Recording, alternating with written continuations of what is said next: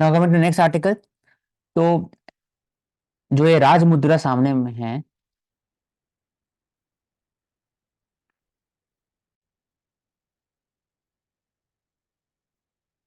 तो this is a part of the larger decolonisation project that has been unveiled by the Indian government. हर एक जगह decolonisation का बात हो रहा है।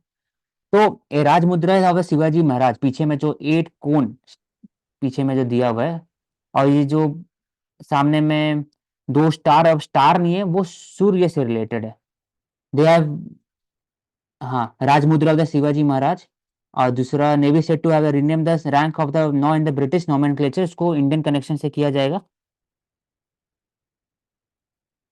और octagonal new design, navals ensign inspired by Rajmudra. तो बस यही है। तो तो औशक इंडियन यहाँ पे स्वॉर्ड, आई हैव अ हाँ ये क्वेश्चन। आ गया, हाँ इसमें आ नेवी। गया। Followed by the hmm. Octagon, उसके अंदर में इंडियन जो राजमुद्रा वो हो गया। इंडियन स्वॉर्ड हो गया, पहले ब्रिटिश स्वॉर्ड था, इंडियन स्वॉर्ड कर दिया गया। Telescope crossed, followed by star indicated the rank.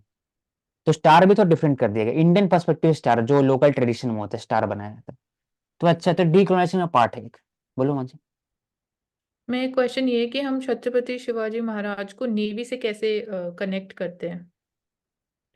Navy से इसलिए कनेक्ट करते हैं कि जो मॉडर्न नेवी का कॉन्सेप्ट है ना, वो छत्रपति शिवाजी महाराज का था, अगेंस्ट द पोर्तुगीज और इवन द मुगल्स और ब्रिटिश। मतलब कि idea was propose by him, but Marathas I don't think so, as per my knowledge कि उन्होंने नेवी मेंटेन करी थी। की थी मेंटेन उन लोग, नेवी किए थे। की थी तो ठीक है। Modern navy. They had they पहले जो had one of navy the की बात हो strong रहे तो चोलास थे, लेकिन ये सब had one of the strongest navies. Hmm. They were the guardians of the western coast. 400 ship. तो एक एग्जैक्टली डेटा हो गया जो सर्च किया। बैटल शिप गुरब, गलपत अप्पल, कैनन आर्म्ड 3 मास्केट वेल। तो मॉडर्न नेवी, क्योंकि क्या हम लोग पूरा जब नेवी का बात करते हैं, चोला बहुत इंपॉर्टेंट है नेवी के लिए। उड़ीसा में जो गजपति थे वो भी नेवी को रखते थे अपने पास। हड़प्पन समय में भी हो सकता है नेवी, क्योंकि जब ट्रेडिंग है तो नेवी हो सकता है, ऐसा पॉसिबिलिटी। लेकिन उसके बाद में भी अगर बोला जाता है तो बाकी जो लैंड बेस्ड सिविलाइजेशन थे, मॉडर्न हो गए बाकी सब, तो नेवी में फोकस कम था, क्योंकि मेजोरिटी ऑफ द फोकस था from the north western side. इसलिए नेवी में फोकस कम था। जब नेवी का फोकस बाद में आया तो चोलास का इंपॉर्टेंट रोल है एक्सपेडिशनरी फोर्स के लिए टुवर्ड्स द इंडोनेशिया। और मॉडर्न नेवी के लिए शिवाजी महाराज हो गए। First marine port at Sindhu became the headquarter for the Maratha naval force। ठीक है। तो डीकोलोनाइजेशन क्यों पार्ट है मानसी सोसाइटी के लिए? बिकॉज इट रिफ्लेक्ट्स कि जो इंडियन ट्रेडिशन, जो कल्चर है, जो इंडिया में एलिमेंट्स प्रैक्टिसेस हम फॉलो करते हैं, वो भी सुप्रीम है, वो भी रिच है, वो भी सिग्निफिकेंट है। एंड ऑल्सो टू शो कि इंडिया एक इंडिपेंडेंट कंट्री है, तो इसलिए डीकोलोनाइजेशन इम्पोर्टेंट हो तो जाता है। We are projecting ourself to be मतलब सेल्फ रिलायंट कंट्री। हम मतलब जो पॉलिसीज या स्कीम्स भी लेके आ रहे हैं, तो यही प्रोजेक्ट कर रहे हैं, सेल्फ एफिशिएंसी। तो ये डीकोलोनाइजेशन करने के लिए ना बहुत पैसा खर्च होता है। हर एक चीज बदलना पड़ता है, राइट फ्रॉम द मुद्रा, फोटो से लेकर के, तो करोड़ों रुपए खर्च होता है। लेकिन इसका जो बेसिक मोटो क्या, लॉन्ग टर्म ऑब्जेक्टिव क्या है? बेसिक ऑब्जेक्टिव आपने बताया कि वो है इंपॉर्टेंट है, लॉन्ग टर्म ऑब्जेक्टिव क्या है? लॉन्ग टर्म ऑब्जेक्टिव एक एक सेल्फ आइडेंटिटी क्रिएट करना। हाँ ट्रू। जो आइडेंटिटी खुद का है, इंडियन स्टोरी है, वो कैसे आप बताओगे वर्ल्ड को? ग्लोबल पर बनेगा 2030 के आसपास आते आते, ऑब्वियसली 5-10 ट्रिलियन डॉलर से 12 ट्रिलियन डॉलर जाएंगे। फिर धीरे धीरे जो वर्ल्ड में जो अपना इमेज है, अपना जो सॉफ्ट पावर है, कैसे आप बोलोगे, कैसे आप जोड़ोगे हर एक चीज को पूरे, चाहे वो मंदिर हो गया, चाहे वो डीकोलोनाइजेशन का प्रोजेक्ट हो गया, चाहे पार्लियामेंट हो गया, हर एक चीज इंडियन होना चाहिए लॉन्ग टर्म में, 20 साल में। ताकि कोई बाद में ऐसा नहीं बोले कि हमने दिया ये चीज को हटने के लिए।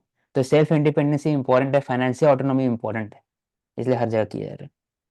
हर एक नेरेटिव में चेंज किया जा रहा है कि ब्रिटिश से लेकर के उनको डीकोलोनाइज करके शिवाजी महाराज किया गया, वैसे इंडियन आर्मी को होगा, हर जगह होगा ये चीज आने वाले वक्त में।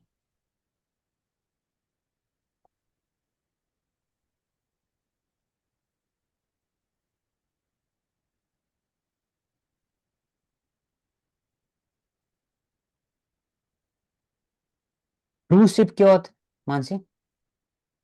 Cruise ship is again for the tourism, जो हम बात करते हैं maritime tourism, so it comes to rescue the five fishermen, so मतलब टूरिज्म से रिलेटेड है। It they are like luxury and 5 star and 7 star ships होती है, only they are designed for the purpose of that. तो like यही होता है I think hmm, main तो इनमें। इंडिया में क्रूज शिप है कोई ऐसा? हाँ, हम लोग इंडिया इटली में का बात करते हैं, बाकी बात करते हैं, हाँ तो कॉर्डेलिया कॉर्डेला क्रूज है एक Mumbai to Goa dedicated.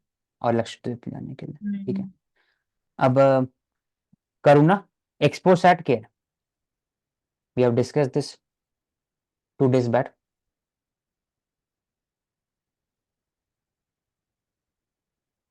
XPoSat satellite है जिसमें हम एक्सरेज का यूज करके स्टडी करेंगे। मतलब इंडिया का पहला ऐसा डेडिकेटेड जो कहते हैं वो सैटेलाइट है।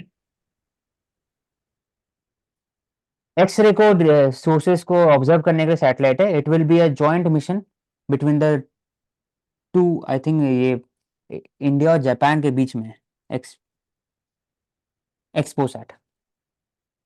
और इन स्पेस, इन एक्सपोसैट का तो मतलब फुल फॉर्म ये है कि x-ray polarimeter polarimeter. Satellite mission. तो पीएसएलवी और जीएसएलवी में क्या फर्क है मानसी? ओके, तो PSLV polar satellite launch vehicle है। लाइक पोल पे जो हमें सैटेलाइट्स लॉन्च करनी होती है, जो मिशंस होते हैं उसके लिए आई थिंक ज्यादा यूज की जाते हैं। And GSLV is Jio synchronous satellite launch vehicle. तो ये टर्म में ये जो जियो सिंक्रोनस एंड पोलर हाँ, मतलब एंड 3 एरिया में डिफरेंसेस है।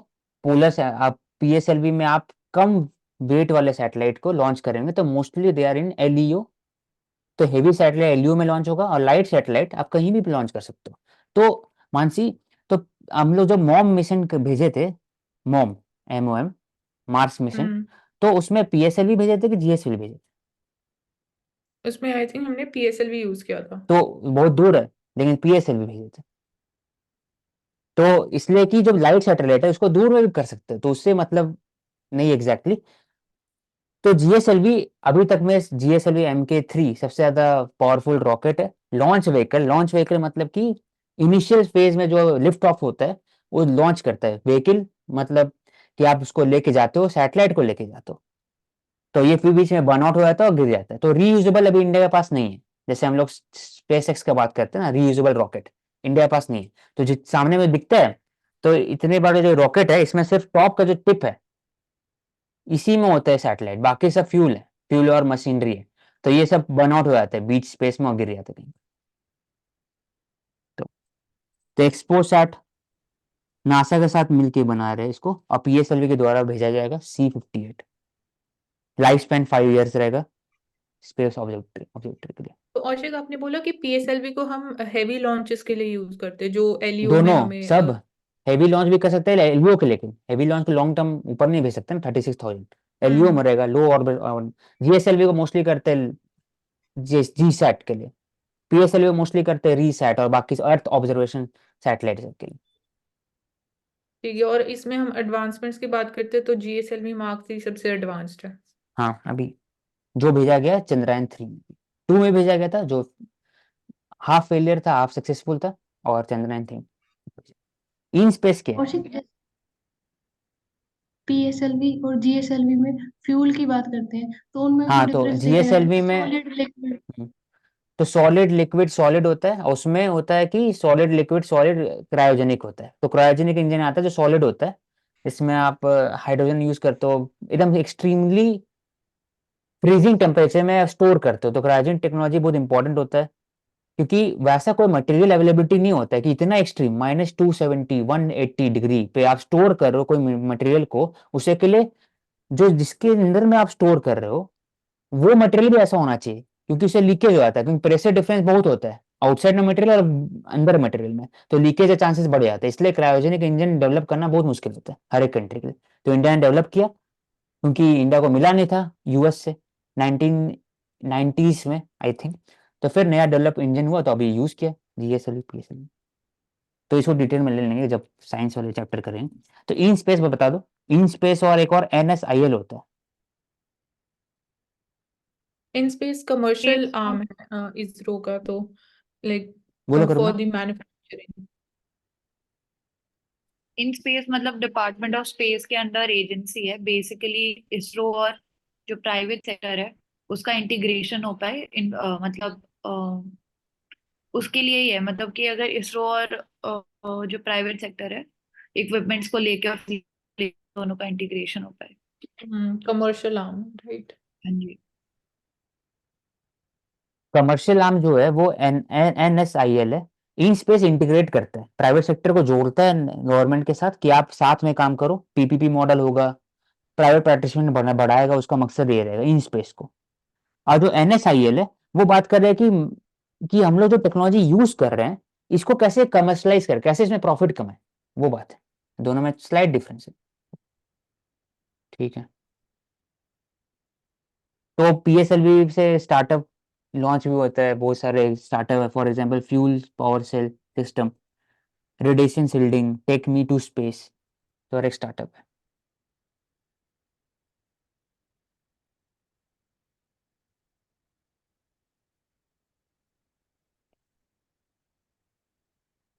तो यहाँ लिखा Assam CM apologizes for post on caste system deletes it. Assam chief minister Himanta Biswa Sarma ji have apologized for his Bhagavad Gita quote जो वरना कास्ट स्टेटस पर दिया गया था। वर्स 44 में उन्होंने अपलोड कर दिया था कि refer to the duties of Vaishya and Shudras at the bottom of the caste chain towards the Brahmin and Kshatriya upper caste. तो मानसी क्या कमेंट है तुम्हारा इस पर? यहाँ पे ये लिखा हुआ है कि रीजन ये दिया गया कि इनकरेक्ट ट्रांसलेशन, जैसे लिखा हुआ है कि हर सुबह वो एक श्लोक अपलोड करते हैं अपने सोशल मीडिया हैंडल पे, तो due to incorrect translation so उसको सही तरीके से ट्रांसलेट नहीं कर पाए, तो that was deleted.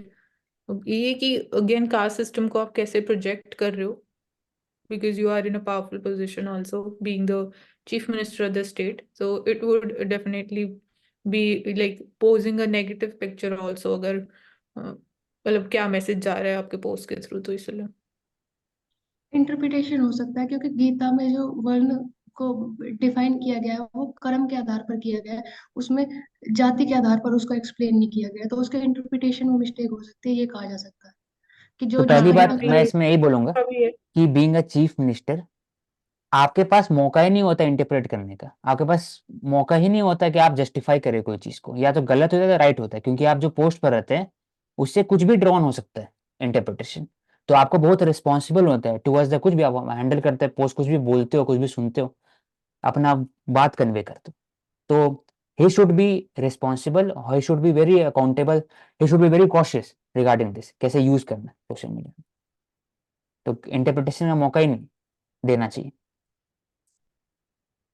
Orissa government expand health coverage in the flagship scheme, तो बीजू स्वास्थ्य कल्याण योजना है, और इसमें स्टेट यूनिवर्सल हेल्थ कवरेज है, extended cashless care to all rural families in the private hospitals.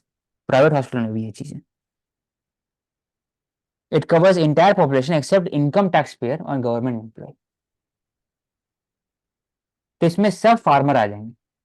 तो एक बहुत नया स्कीम है, जैसे PMJ में क्या है कि BPL के लिए है, 10 करोड़ जो फैमिलीज है उनको मिला जाएगा, दिया जाएगा 5 lakh rupees per year for the secondary and tertiary sector में आप हेल्थ केयर फैसिलिटी अवेल करने के लिए। लेकिन यहाँ बात हो रही है कि जो आप इनकम टैक्स नहीं दे रहे हैं उनके लिए अवेलेबिलिटी, तो ऑल है इसमें।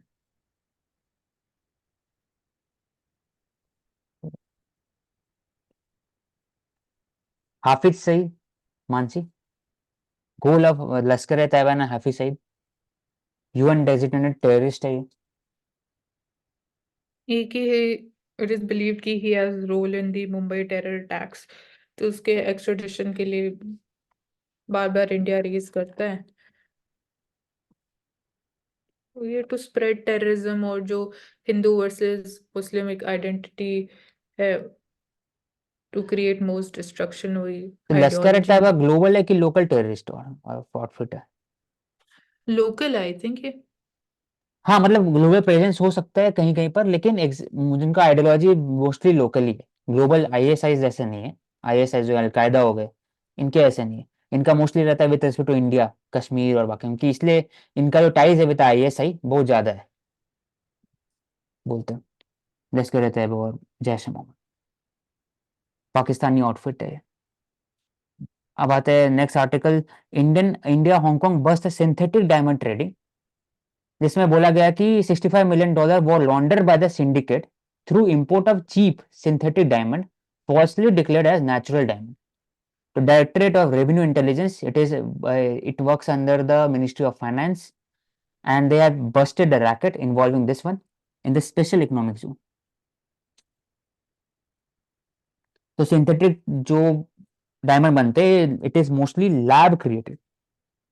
तो फायदा भी होता है लैब क्रिएटेड डायमंड का कि आप जो माइनिंग करते हो उससे हार्मफुल एक पॉल्यूशन होता है, प्लस ह्यूमन राइट्स अब्यूजेस होते हैं इन युगांडा, कॉन्गो एक्सेट्रा रीजन में। तो इशू ठीक है, synthetic diamond is important for society. लेकिन यहाँ पर प्रॉब्लम है कि सिंथेटिक डायमंड को बता रहे कि ये नेचुरल डायमंड, तो ये फ्रॉड होगी, इसलिए इस पर काम किया जा रहा है। ये सिंथेटिक डायमंड सस्ता होता है as compare to natural diamond.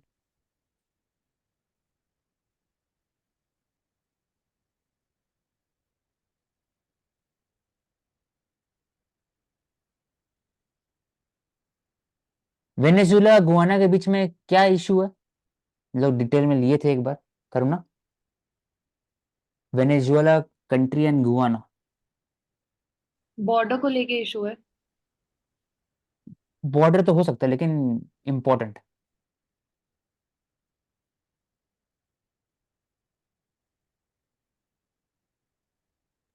आप गुआना के बताओ। पास गुआना के पास ऑयल और रिजर्व मिला था, और एक exclusive economic zone that is being shared between the two countries Venezuela and Guana.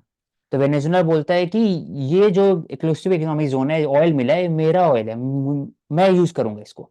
और गुआना थोड़ा weaker country as compare to Venezuela, इसलिए लिखा हुआ है वेनेजुला मिलिट्री से नियर गुआना बॉर्डर अनजस्टिफाइड। तो oil rich, oil rich Essequibo reason, तो ऐसे क्यूबो रीजन पूछ सकता है ज्योग्राफी में कि कहाँ पे है, तो क्या हो गया। ठीक है, स्पेस एक्स, इसका mission Mansi, long term objective. SpaceX mission objective यहाँ पे मेंशन ही है मिशन। स्पेस एक्स उसका मिशन क्या है अगर बोला जाए? मार्स को कॉलोनाइज करना, हाँ, और जो स्पेस के लिए जो ट्रांसपोर्टेशन कॉस्ट होती है उसको कम करना, आई थिंक। ट्रू, ये दो है सबसे इम्पोर्टेंट, कि मार्स में आप जाके ह्यूमन सिविलाइजेशन बसाना, और एक तरह से वहां को इसको बेस बना करके बाकी फिर दुनिया में धीरे धीरे आगे ओवर द 100 years 200 years वहां से फिर आप दूसरे दूसरे ग्रह में जा सकते हैं। अगर सस्टेनेबल फॉर्म ऑफ आपको एनर्जी मिले, आपको फूड रिसोर्सेज मिले, और दूसरा एयर मिले, ऑक्सीजन मिले, तो हो सकता है पॉसिबिलिटी। और दूसरा कि स्पेस ट्रांसमिशन में उसको सस्ता कर दे। ज़ैवियर मिली कौन है, करूँ ना?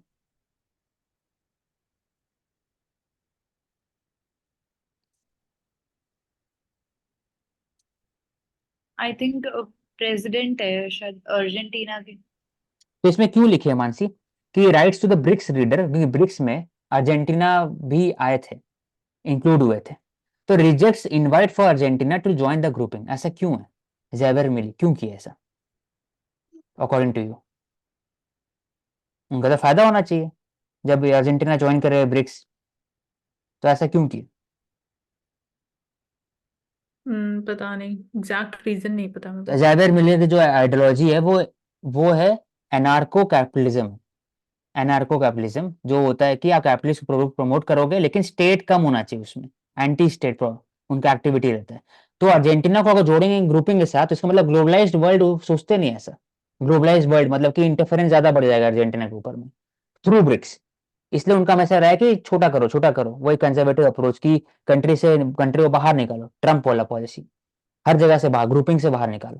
तो इसलिए वो ये हैव इनवाइटेड नॉट टू जो rejects.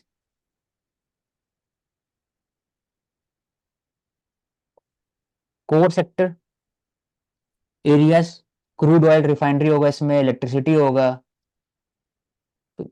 Coal, fertiliser, iron and steel making होगा इसमें, गैस होगा, इलेक्ट्रिसिटी। नेचुरल गैस होगा। हम्म, इतने सारे कोर एरियाज में 40%, 8 कोर सेक्टर्स 40.1, होते हैं, तो हमें पता होना चाहिए 8 40.1 कौन और से। IIP।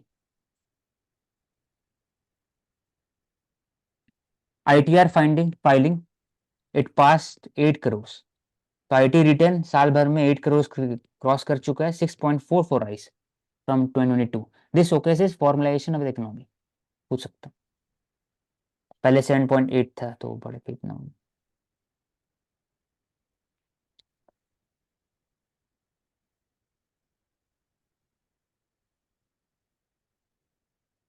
Non resident net claims on India rise to 381 billion.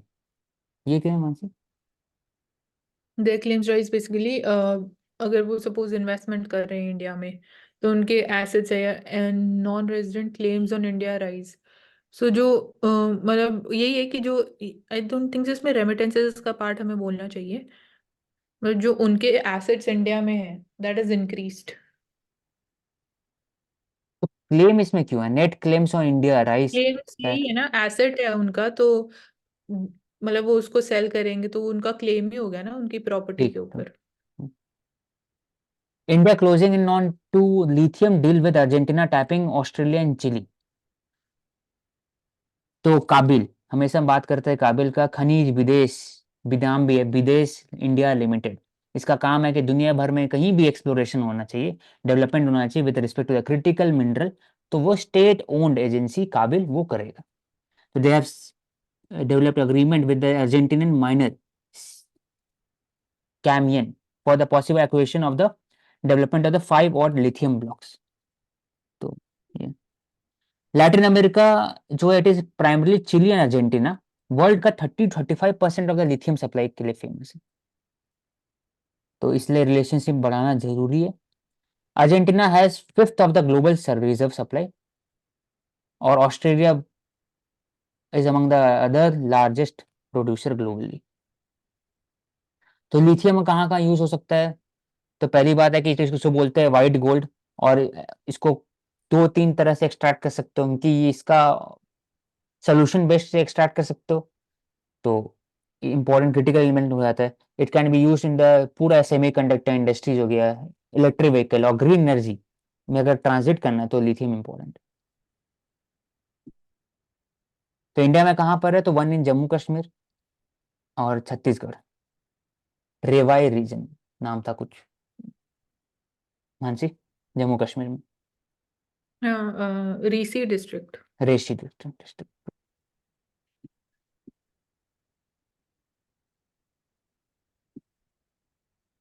मेरा हमेशा एक कंसर्न रहा है विद रिस्पेक्ट टू ओलंपिक्स, कि जब यूएस और जो भी कंट्रीज है, जो बिग कंट्रीज हो गए, वो जब वो स्पोर्ट्स खेलते हैं तो उनका इंक्लूजन हो जाता है ओलंपिक्स में। लेकिन जब इंडिया जब स्पोर्ट्स वही खेलते हैं, फॉर एग्जांपल केरला में बोट रेसिंग हो गया, या फिर बोल सकते हैं कि कबड्डी हो गए, तो ये इंक्लूजन नहीं होता है ओलंपिक्स में।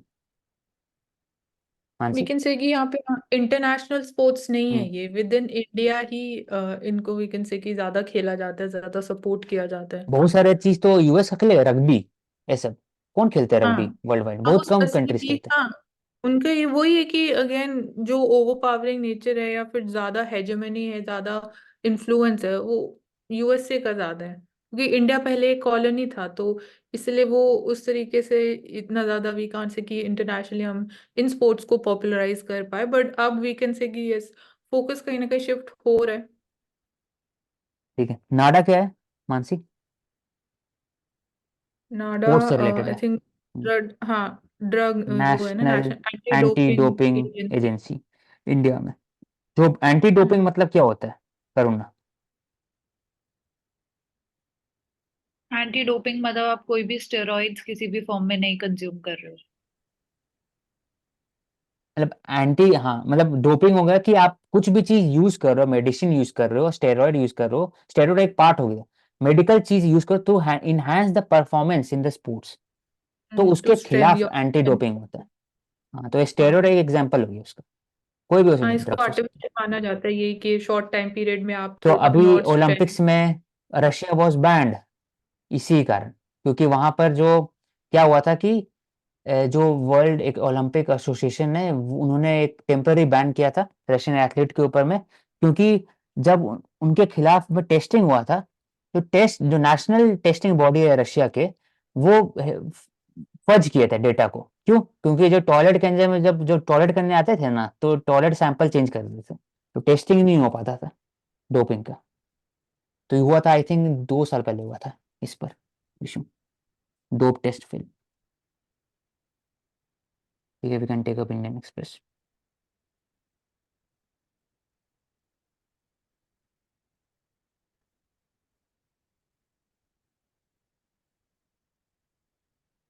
एंड अगर आप एंटी डोपिंग जैसे रूल्स का वायलेशन करते हैं तो क्या होता है, मतलब सस्पेंशन होता है, डिस्क्वालिफिकेशन होता है दोनों हो उसके सकता है। बाद? तो वो डिपेंड करता है कि क्या प्रोविजन है नाडा के अंदर में।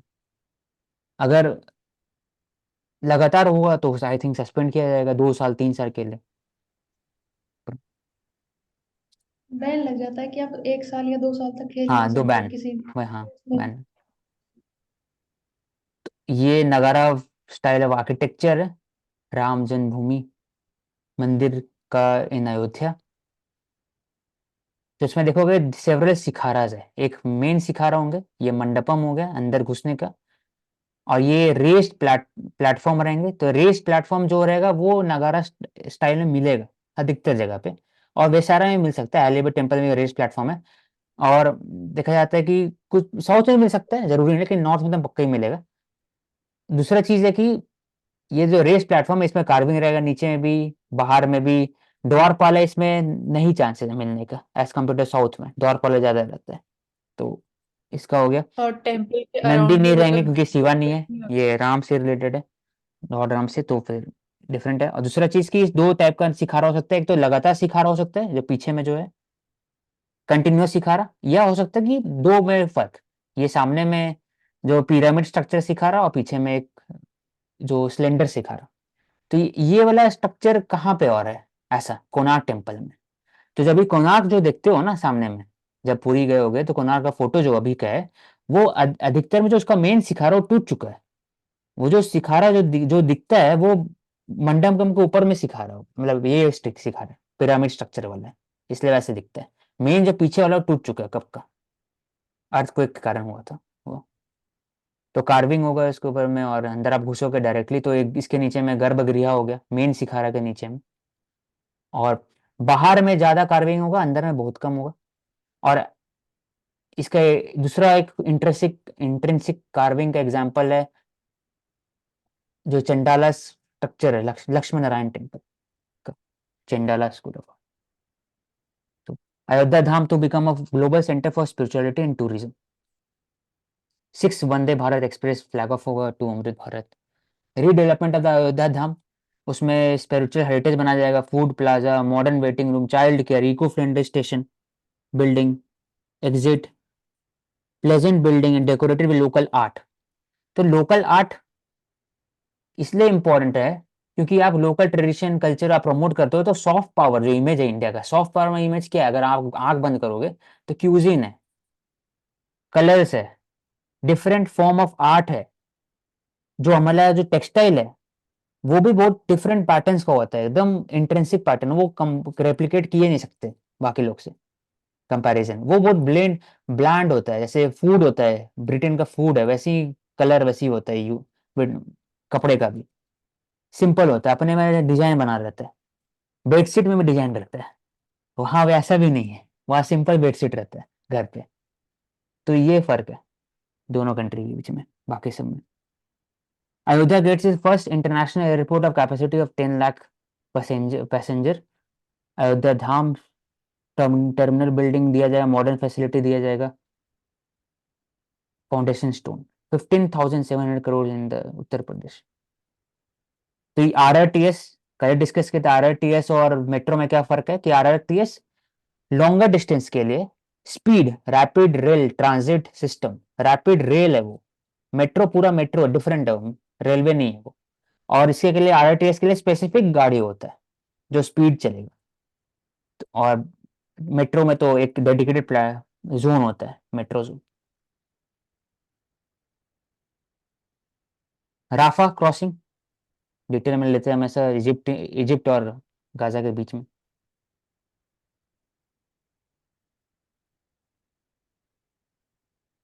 Kyiv capital of Ukraine, Ukraine.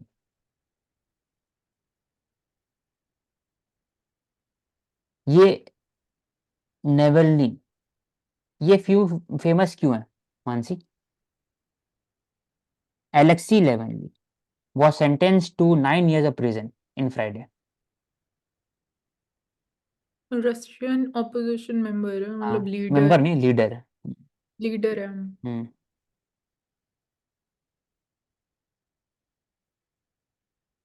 Alpha signs faction between Assam government and central government 1977 79 से स्टार्ट हुआ था।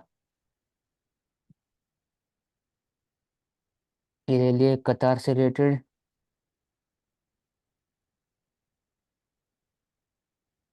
इलेक्ट्रोक्यूशन, ये ट्विटर में भी ट्रेंड कर रहा था कि 10 years old girl dies in a pool at Bengaluru apartment complex, electrocution blamed. तो इलेक्ट्रिशियन से डील करने के लिए सबसे इंपॉर्टेंट मैकेनिज्म क्या है मानसी, साइंस के हिसाब से? मैकेनिज्म कैसे बोल रहे हो, मतलब? मतलब कि कैसे इसको बच सकते हैं इलेक्ट्रिक्यूशन से? आई थिंक जो वायरिंग है, उसकी जो प्लेसिंग है, हम्म। उससे कि मतलब ऐसे एरियाज में जहाँ पे वाटर है या पूल है, वहाँ पे वायरिंग कैसे की जा रही है। ग्राउंडिंग होना जरूरी है, वायरिंग का इंसुलेशन होना इम्पोर्टेंट है चारों तरफ में, तो ऐसा बोल सकते हैं, तभी बच सकते हैं।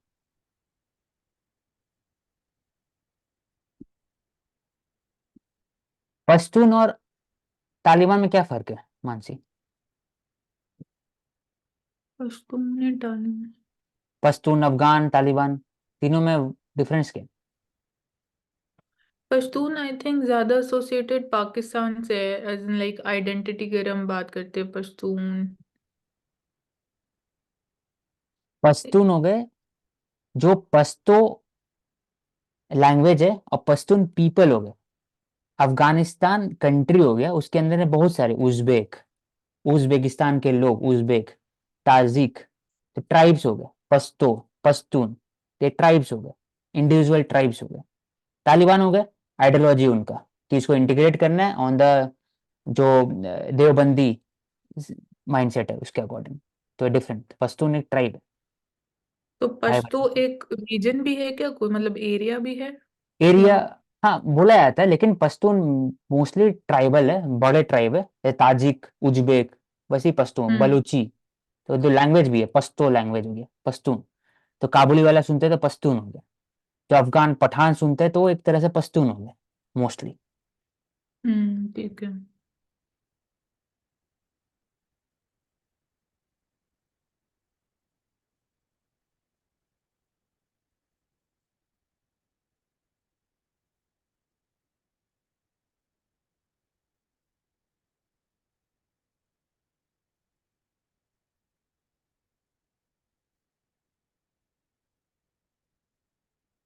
Coldest Jan since 2013, highest single day July rainfall 20 years। तो देखा जाता है तो कोल्डेस्ट भी हो रहा है, highest single day July rainfall in 20 years भी हो रहा है, रेनफॉल भी बढ़ रहा है, कोल्डेस्ट भी हो रहा है, हॉटेस्ट भी, धीरे धीरे। तो ये दिखा रहा है कि एक्सट्रीम्स ऑफ टेम्परेचर बढ़ते जा रहा है। तो अर्बन एक हीट का बात करते हैं, आइलैंड का बात करते हैं, फिर क्लाइमेट चेंज की बात करते हैं, एल नीनो का बात करते हैं। तो उसके कारण ये इफेक्ट हो रहा है पूरा पूरा circulation of the air bodies, air mass. इसलिए एक्सट्रीम्स ऑफ टेम्परेचर आ रहा है। Cold wave, severe cold wave recorded ज्यादा हुआ है। It is below normal, 4.5 degree below normal. years of extreme, year of extremes।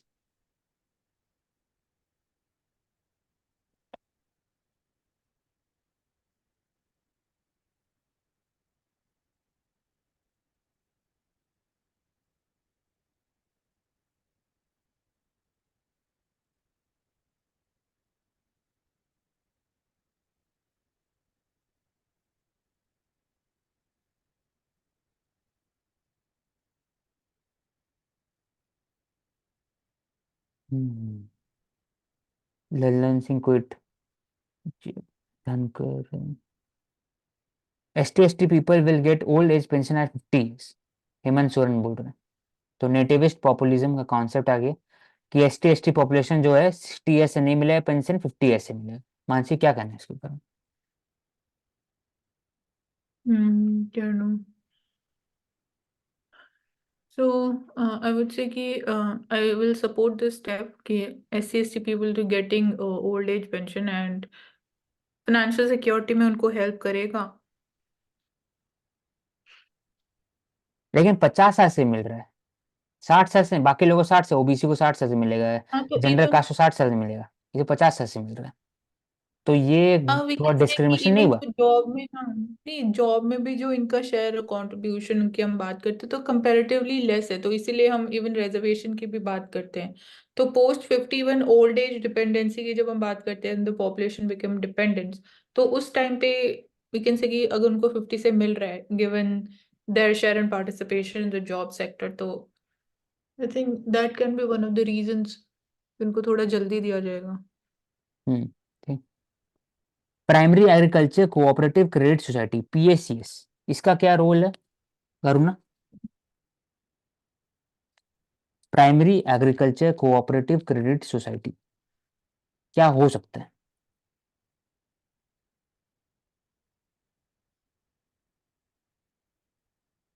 I think loan से related कुछ हो सकता है कि प्राइमरी फार्मर्स को invest. Agriculture cooperative credit society, तो प्राइमरी एग्रीकल्चर लोन देता है, कोऑपरेटिव ये है, ये कोऑपरेटिव है, सोसाइटी है, ये लोन देता है, क्रेडिट देता है, स्मॉल लोन देता है किस, तो members of district cooperative bank, बाकी सबको जो लोकल लेवल पर, ग्रास रूट लेवल पर है, उनको हो सकता है कि 500 रुपया, 10,000 रुपया, 5,000 रुपया चाहिए for the buying of the seeds, या फिर उनको कुछ टूल इक्विपमेंट खरीदना है उसके लिए, तो वो PACS ये काम करता है, इसे नाम से डिराइव कर सकते हो।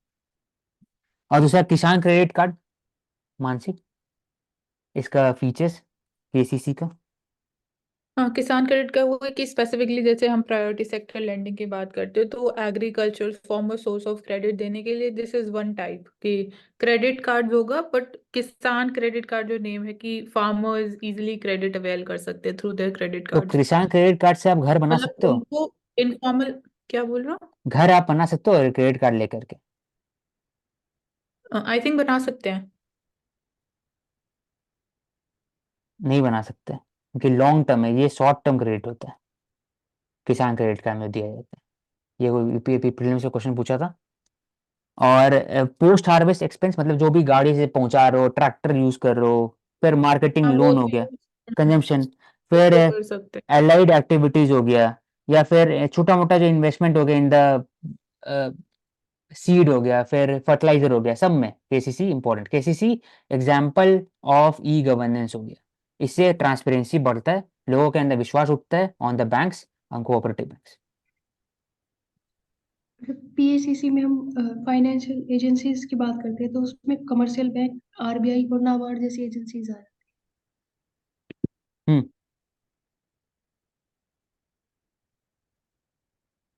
दूसरा, Sakshi Malik to quota bill, welfare SOP to MLA, women can't be ignored।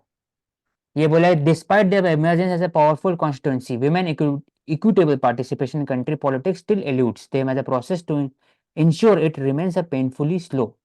तो स्लो प्रोसेस